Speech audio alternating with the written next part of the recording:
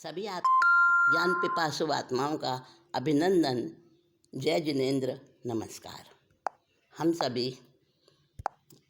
सभी जुड़े हैं अष्टावक्र गीता के इस महान ज्ञान सागर में हम आप्लावित हो रहे हैं। 13वें प्रकरण में राजा जनक की ही अभिव्यक्ति बताई गई है। राजा जनक कह रहे हैं कि मैंने वह पा लिया जिसके लिए हर कोई सोचता है और पाने की कोशिश में जो मिला है उससे भी वंचित हो जाता है। सच्चाई बता रहे हैं जनक, क्योंकि जिसको पूरी समझ नहीं आने से शाब्दिक रूप में मोक्ष प्राप्ति की लालसा लग जाती है, उसकी यही दशा हो जाती है। जैसे कोई व्यक्ति कुछ पाने के लिए उस पाने की आशा में पता नहीं कितने इतने जंजाल में पड़ता है, कितने कितने ना करने योग्य कार्य कर लेता है, वैसे ही ये अध्यात्म का मार्ग भी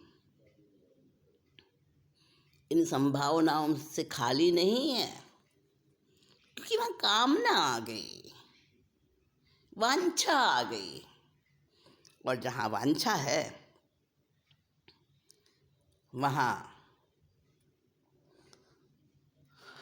तो इंसान का बस कल्याण कहाँ से होगा, हो ही नहीं सकता। तो जनक कह रहे हैं कि मैं उस स्थिति से पार हो गया हूँ। अब मेरे लिए ये संसार, कर्म, त्याग, ग्रहण, अहंकार, आशा, निराशा, हानि, लाभ, ये मेरे लिए कुछ भी नहीं रहे, क्योंकि मैं आत्मा में स्थित हो गया हूँ और आत्मा का इन चीज़ों से कुछ भी संबंध नहीं है।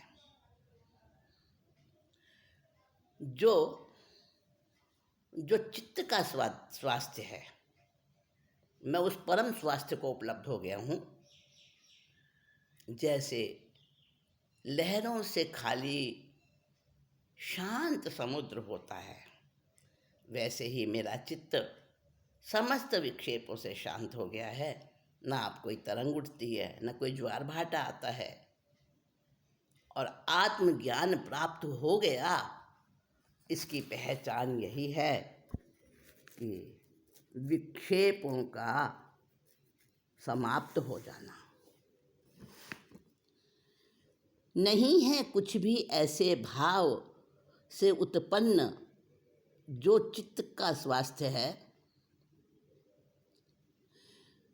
कौपीन धारी पा न सके, त्याग ग्रहण तज स्थित हूँ मैं। क्या कह रहे हैं कि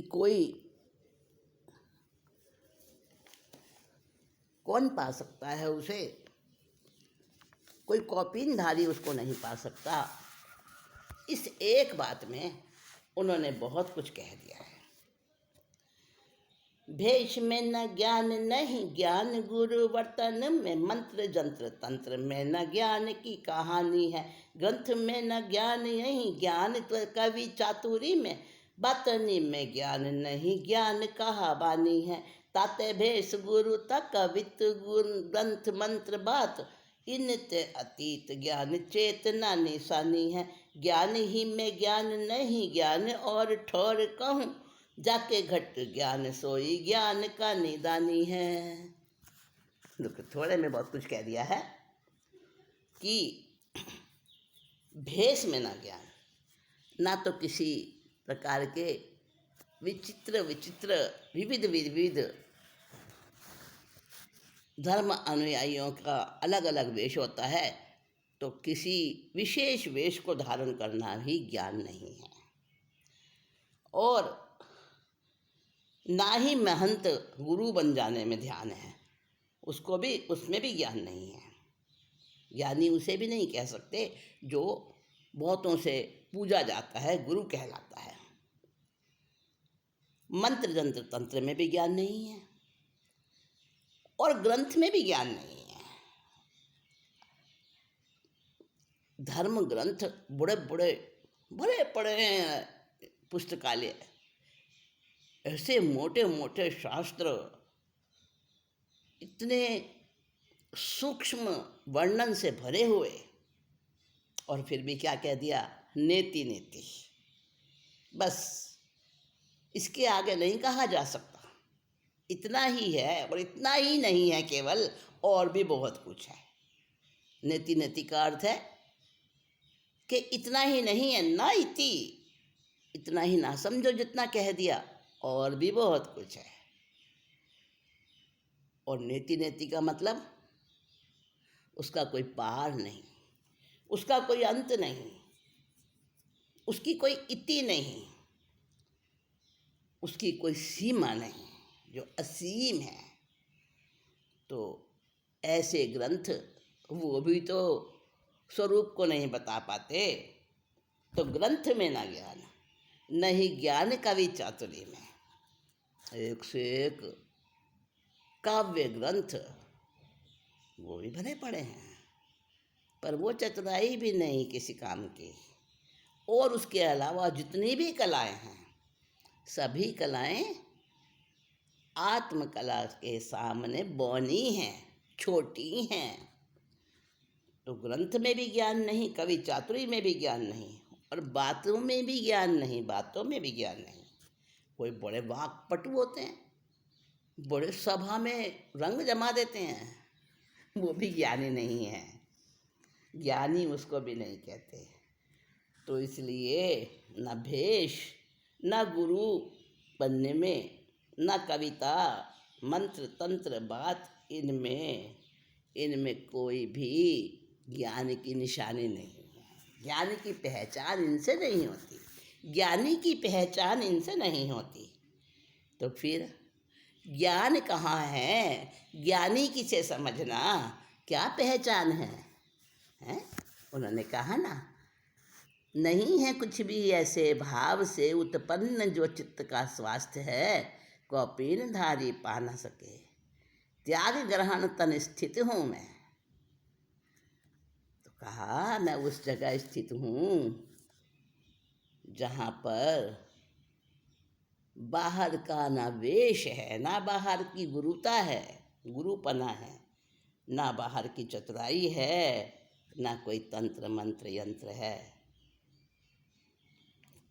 मैं तो जान गया हूँ इस चीज़ को कि इनमें ज्ञान नहीं है। तो फिर ज्ञान कहाँ है? इन सब से निराला है चैतन्य लक्षण का धारक, जो ज्ञान ही है। ज्ञान के अतिरिक्त जहाँ लेश मात्र भी अन्य कुछ नहीं है। आत्मा उसी ज्ञान का अखंड सघन पिंड है, उसी को आत्मा कहा। दिखती तो है नहीं आत्मा, दिखेगी कहाँ से? क्योंकि उसका ना कोई आकार है, ना उसका कोई रूप है, ना उसका कोई रंग है, ना उसका कोई स्वरूप बाहर से दिखने वाला इन चमड़े की आंखों से नहीं दिखता है। वो तो अनुभव किया जाता है। कहीं शरीर का, वाणी का, कहीं मन का दुख कहीं होता। त्याग त्रयों को पुरुषार्थी में आत्मानंद स्थित होता। संसार में जितने भी प्रकार के संसार में दुख हैं, कष्ट हैं, तो उनमें किसी मनुष्य को शारीरिक कष्ट है, किसी को मानसिक है, और किसी को वाणी का, वचन का दुख है। कोई वचन के सुनने से दुखी है, कोई वचन के बोलने से दुखी है। ये शरीर अनेक रोगों का घर है। सबसे बड़ी व्याधि तो ये शरीर ही है। शरीर के रहते हुए सुख संभव कभी हो नहीं सकता। शारीरिक कष्ट, थकान, रोग, अपाहिज हो जाना और इसको खिलाने पिलाने, इसकी आवश्यकताओं की पूर्ति करने के लिए भी कितनी कितनी कितनी कितनी दांव पेच और युक्तियां करनी पड़ती हैं, कैसे कैसे हथकंडे अपनाने पड़ते हैं। ये सब शारीरिक दुख में आ जाते हैं। कोई गूंगा हो जाता है, कोई अपने मन के भाव को बिना सोचे समझे प्रकट कभी कर देता है और फिर पछताता है, पर वो वापस तो नहीं आता ना। जैसे कमान से छूटा हुआ तीर वापस नहीं आता, ऐसे ही जो शब्द बोल दिए मुख से बिना सोचे समझे, न मालूम कहाँ कहाँ वो घाव करते हैं, न मालूम कोई उनको किस किस प्रकार से प्रयोग करता है।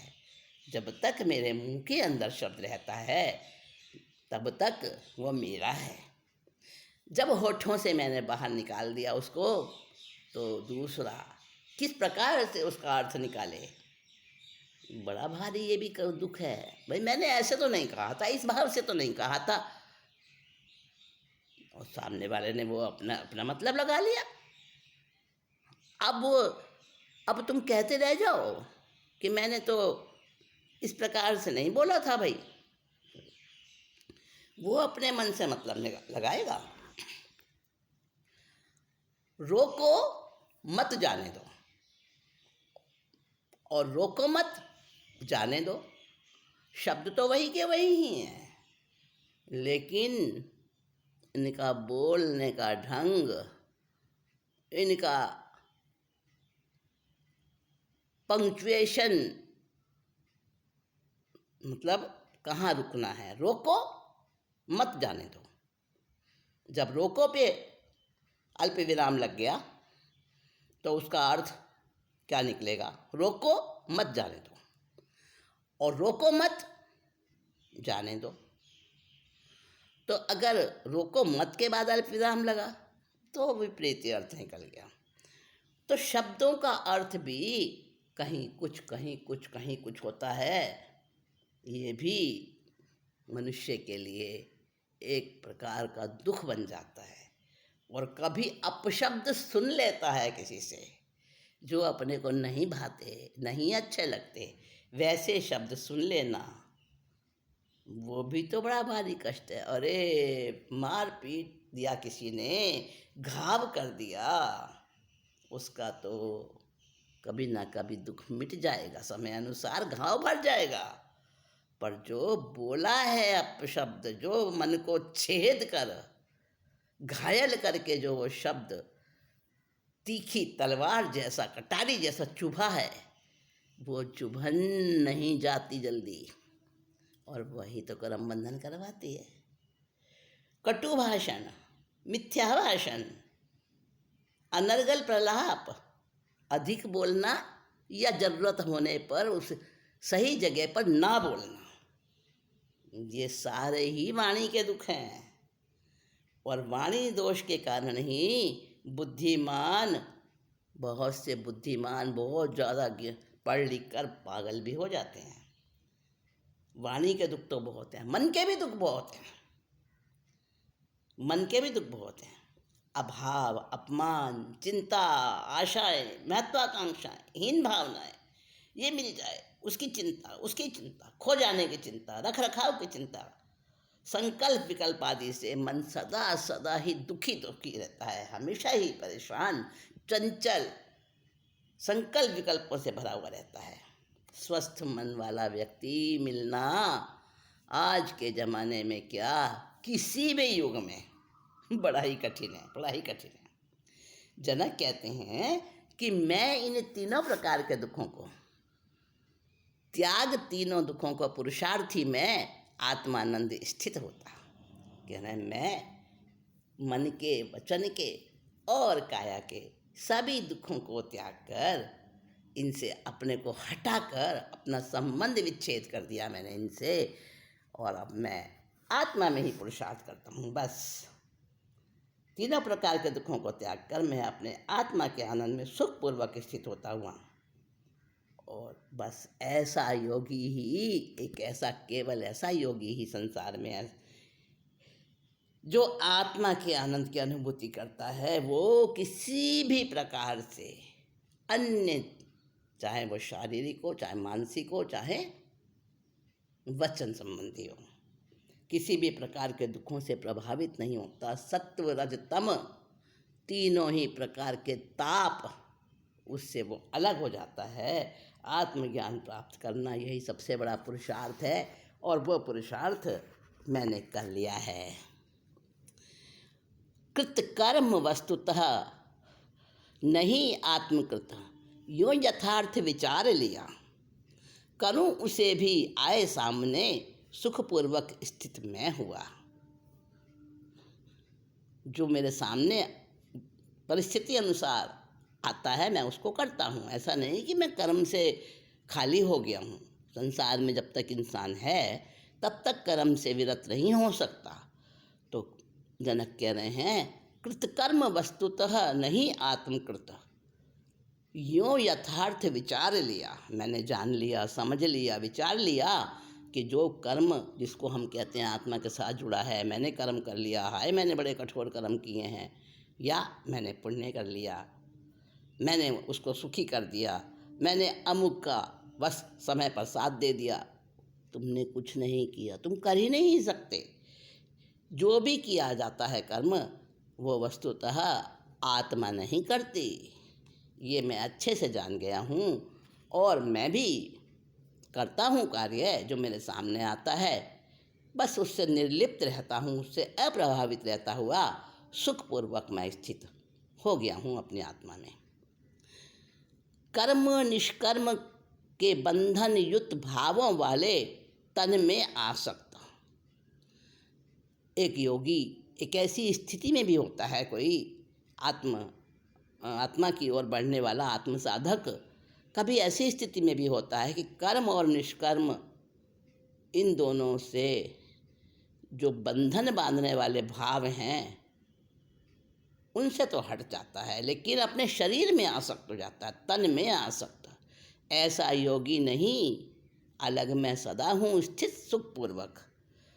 इस प्रकार का योगी भी नहीं हूँ मैं हमेशा ही सुखपूर्वक स्थित हूँ, और अपने आप में मैं अपने आप को ऐसा समझता हूँ कि मैं अपने जीवन में जो मैंने को पाना है वो मैं पा चुका हूँ, और उस पाने और छोड़ने की धारणा से भी हट गया हूँ। मैं उससे भी मैं अलग हो चुका हूँ, क्योंकि मैं वर्तमान में स्थित हूँ। वर्तमान का क्षण अनमोला, को मत देना व्यर्थ, इसी क्षण मुक्ति पालो, इसी क्षण मुक्ति पालो। बंदा बनना चाहे खुदा तो अभी यही है समर्थ, इसी क्षण मुक्ति पालो, इसी क्षण मुक्ति पाओ। छूटते आलम्बन सारे, निज आश्रय करे कार्य सफल। संस्कार पर के हटने से हो जीवात्मा सहज सरल। अविचल ध्यान खुली आँखों से करता रहे आत्मस्थ, इसी क्षण मुक्ति पाओ, इसी क्षण मुक्ति पाओ। वर्तमान का क्षण अनमोला, को मत देना व्यर्थ, इसी क्षण मुक्ति पाओ, इसी क्षण मुक्ति पाओ। जनक जी सबको सलाह दे रहे हैं, परामर्श दे रहे हैं, समझा रहे हैं कि जो वर्तमान में टिक गया बस समझो उसने मुक्ति पा ली। और वर्तमान में टिकने से ये अनमोल क्षण जी लो इसको। हर क्षण क्षण क्षण बीत रहा है और क्षण क्षण नया आ रहा है। तो इस क्षण में जो जी लेता है, जो अपनी आत्मा में स्थित हो जाता है वर्तमान में, वो बंदा नहीं, वो खुदा बन जाता है, नर से नारायण हो जाता है।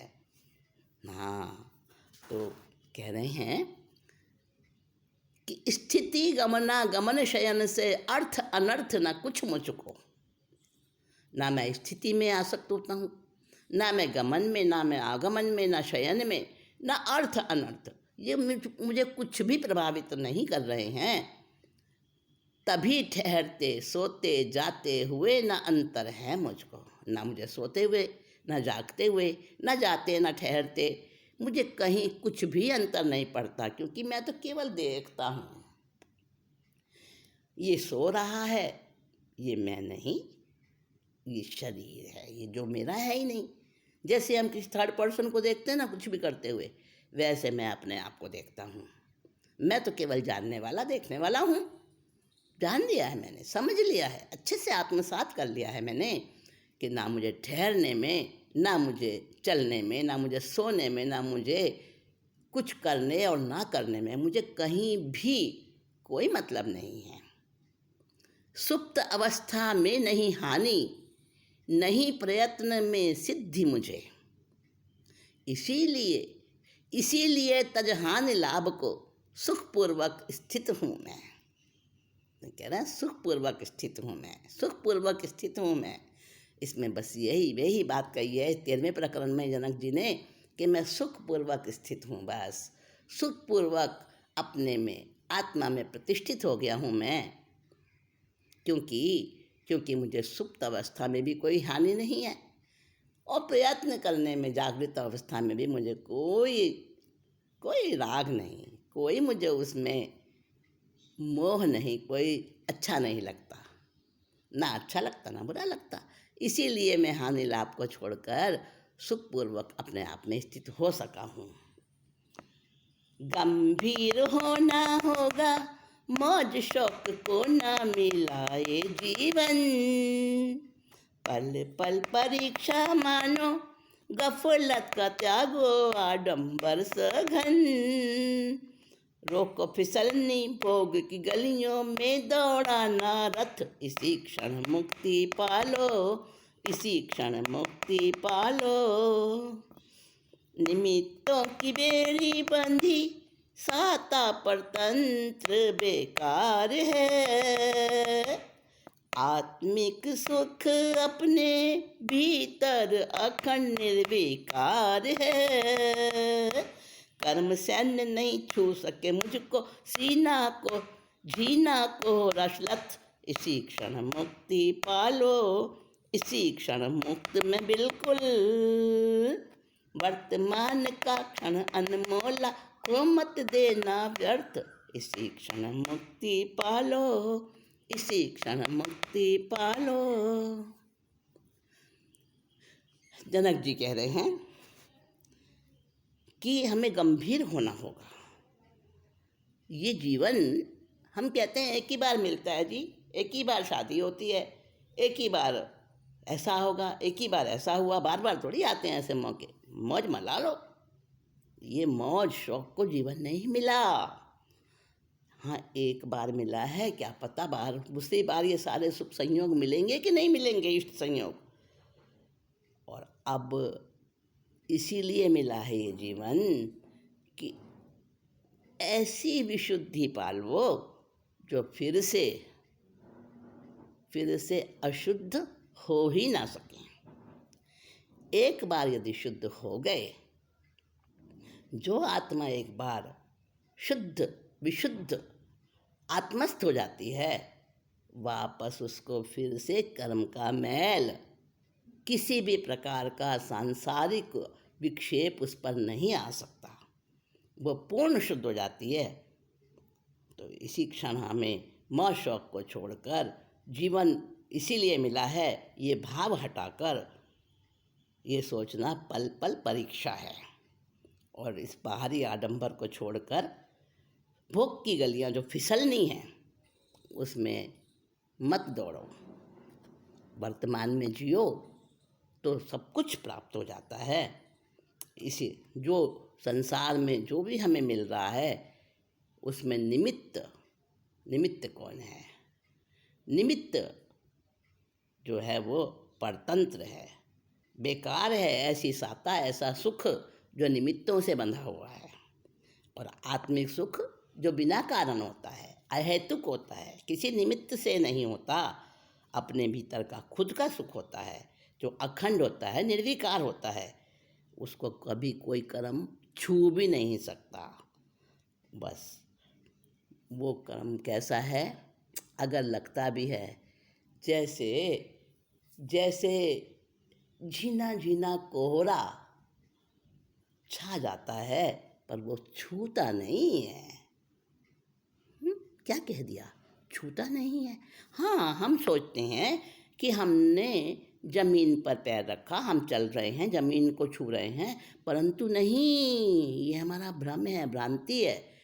हम जमीन को नहीं छू रहे, हमारा शरीर और भूमि स्पर्श नहीं कर रहे, अलग हैं। जो हमने कपड़े पहन रखे हैं ना, हम सोचते हैं इन्होंने हमारी त्वचा को छू रखा है, हमारे शरीर को छू रखा है, नहीं, छू नहीं रखा उन्होंने। तो ये बहुत गहरे विषय हैं। तो जनक जी कह रहे हैं, मैंने इस गहराई को अच्छे से अनुभव कर लिया है। अनेक भांति से क्षण स्थिरता देखी, सुखादि की हर बार। सुख और दुख दोनों ही क्षणिक हैं, ठहरते नहीं हैं, परिवर्तन होता रहता है। अनेक प्रकार से मैं देख चुका हूँ कि सब स्थितियाँ क्षणिक हैं। इसी से शुभ और अशुभ को त्यागा हूँ, सुख में स्थित निर्विकार। और इसलिए तभी मैं निर्विकार अव्याबाद सुख में स्थित हो गया हूँ और निर्विकल्प अखंड ठहराव में मैं प्रतिष्ठित हो सका हूँ। अभ्यास अनादि से भव भ्रमण का होने न देता है व्यथा। जगत के कारण होती पीड़ा थकान की ना अन्यथा। काट सारे भव रोग पराक्रम संबोधि हो स्वस्थ, इसी क्षण मुक्ति पालो, इसी क्षण मुक्त में बिल्कुल। वर्तमान का क्षण अनमोला हो मत देना व्यर्थ। बंदा बनना चाहे खुदा तो अभी यही है समर्थ। इसी क्षण मुक्ति पाओ, इसी क्षण मुक्ति पालो, इसी क्षण मुक्त हो जाओ। ये सारी बातें 13वें प्रकरण में जनक जी ने अपनी आत्मानुभूति के द्वारा बताई कि अगर निर्विकार सुख में स्थित होना है तो क्षणिक मानो पूरे संसार को और अपने आप में खो जाओ।